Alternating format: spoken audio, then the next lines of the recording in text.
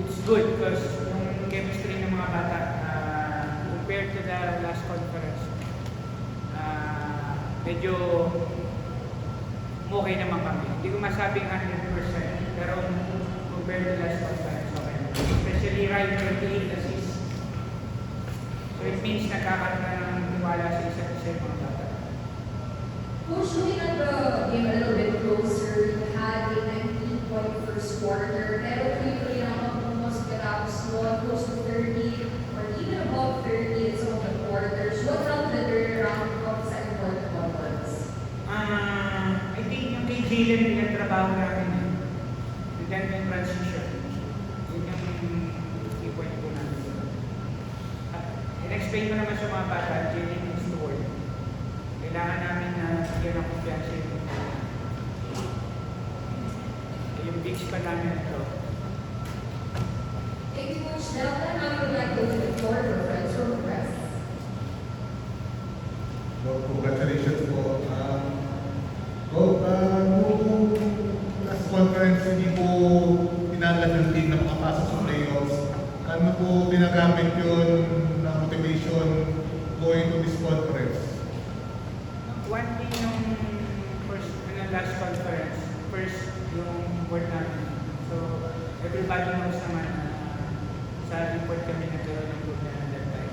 Yung na-expect namin delivery ng report naibigay, and some of our players bago talaga. So, two reasons, important chemistry. But right now, nabigyan kami ng tamang oras, so yung chemistry, medyo magkakakilala na, wala nang hiyaan yung mga to.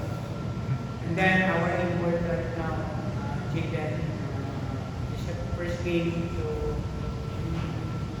yung binigay niyang tulong right now, I think it's 20 points. Yes, 20 points. Nakibalik din po yan. What view nga po si Jalen is coming out na may experience sa PBA. Dalang po malaking bagay yun na matadala na yun dito sa region. Yung kumpiyansa ng import natin, siyempre na nakapaglaro na rito.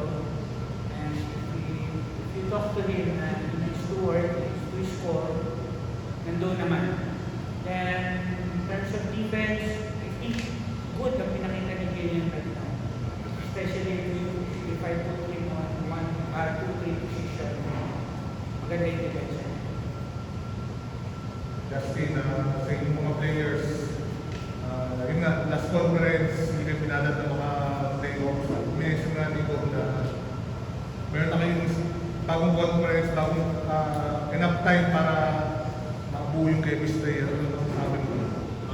Siguro yun, ngayon parang bigyan kami na makabawi kasi disappointing yung last conference namin. Siyempre, hindi naman kami titigil lang doon sa ganong scenario. So, kailangan namin mag-improve talaga sa team. So, yan. Logan, kung nakikulong na yung dalawang players kasi one goal sa natin. Kasi palagkasan ay nasa ako sa last week ko nung Pilas Pilipinas at baka si Justin Maranay siya baka masama rin ako. Kaya ako sinasabi ko kay Justin, we're praying na sana may sana siya sa list. But, Balti and Juan, malaking bagay yung confidence na bibigay nila sa team. Piyansa nila sa na-experience nila sa dalawang morning level sa organization, especially Juan, take charge sa dying seconds. Malaking bagay po sa team members. And if I am be on the next window, sana sa team ko, magkaroon ng coach. Imagine yung 3 guys who converge namin sa international malaking bagay. Kasi so far, those reports niya, Pilas, you training the national team natin, the future. Wala. If ever na may opportunity, siyempre, no-brainer yan.